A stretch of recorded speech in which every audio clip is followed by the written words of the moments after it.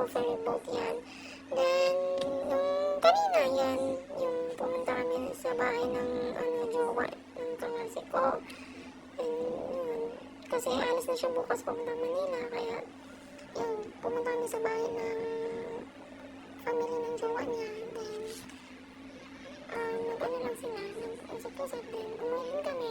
Yung kanina, mga 4:50, umuwi din ako. Yan yung pauwi na ako. Papuntang Pantalan. Yan, papunta na yung Pantalan port, ng Batang Port, Batang Pantalan. Basta yun. Kasi yung daanan sobrang ganda at fresh ang hangin.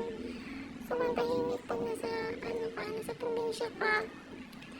Tapos yan, yung nakasakay na ako ng ferry boat. Yan. Ganda ng dagat. Sobrang ganda ng dagat. Yan yung pauwi na ako. Then, yan, merong hindi ko alam kung ano to, yung parko ba yan? Basta yan, kita namin.